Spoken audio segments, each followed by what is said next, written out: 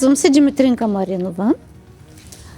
Работим в землището на село Джимчево, област Бургас и отглеждаме около 4000 декара земя. Отглеждаме предимно житни култури, които са ечемик, пшеница, рапица, кориандър, царевица, слънчоглед. Това са основните култури, които отглеждаме в нашето землище. При житните култури, тъй като климатичните условия доста се промениха напоследък и много топла есен-зима, това предполага към широколистни плевели, които се появяват в житните ни култури. Те изпреварват тяхното развитие.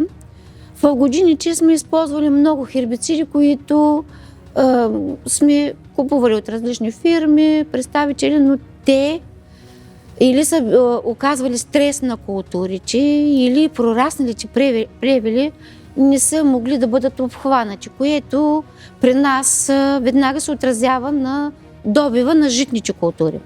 Тази година агронома на фирма FMC Agro ни предложи препарата Цервента за широколистни плевели.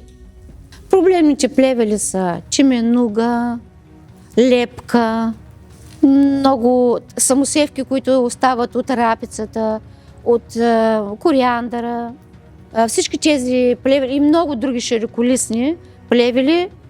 Върху всички тези плевели отличен контрол има препаратът Цервента. Използвахме го. Той обхвана всички плевели, даже и прорасналите унищожи, от което сме изключително доволни. Препарата може да се смесва и с други хербициди, като за житни.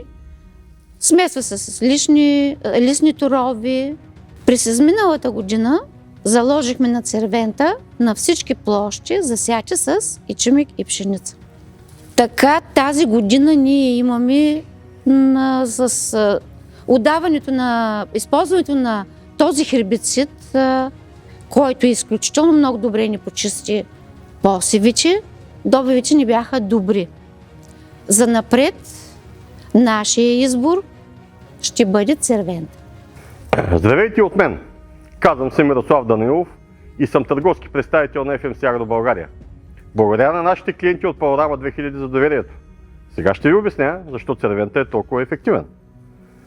Цервента е единственият противошироколистен хербицид с 3 активни вещества, които са с различен механизъм на действие. Изключително толерантен към културните растения, дори приложен в най-ранни фази. Справя се с широколистни плевели, като загиването им започва от корените, а не от листната маса.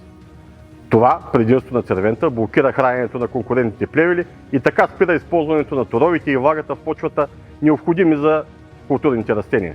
Приложен рано на пролет, полетите ви ще бъдат чисти и от вторично заплевеляване. Справя се с всички ефемери: великденче, червена мъртва коприва, теменуга, както и с слепка, лайка, мак, фасулче, овчарска турбичка, самосевки, рапица, слънчоглед и други. Цервента – чисто поле, чиста печалба. Заповядайте на Ден на полето 2026 година в село Димчево.